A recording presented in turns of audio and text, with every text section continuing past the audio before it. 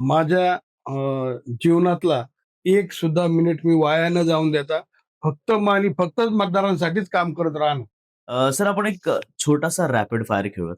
मी तुम्हाला प्रश्न विचारेन आणि तुम्हाला लगेच उत्तर द्यायचं. प्रभाग क्रमांक 10 ची सगळ्यात मोठी समस्या. प्रभाग क्रमांक 10 ची सगळ्यात मोठी समस्या आहे की त्याला रस्ते खूप छोटे-छोटे आहे सगळे. ते जे बिल्डर लोकांनी पूर्वीचं नियोजन केले ते चांगलं झालेलं नाही. त्याला जे रस्ते 100 फुटी पाहिजे, ते 100 फुटी रस्ते मिळाले नाही. आता आज जो बाह्य वळण रस्ता आहे, तो जर झाला तर प्रभाग क्रमांक 10 हा अर्धा एकदम मोकळ्या गाड्या म्हणजे फिरतील, चालतील, जातील. महिलांना गाड्या चालवता येतील. महिलांचा जास्त करून ऍक्सिडेंट होत आहे. ते पण मोकळं एकदम गाड्या चालवू शकतील. बरं, भाजप का? एका वाक्यात उत्तर द्या. भाजप का? भाजपचं व्हिजन, काम करण्याची पद्धत ही मला आवडते म्हणून भाजपच. निवडून आल्यानंतर पहिला निर्णय. निवडून आल्यानंतर पहिला निर्णय राहणार आहे बाह्य वळण रस्ता. प्रभाग क्रमांक 10 ला बदल हवा आहे का? आहे.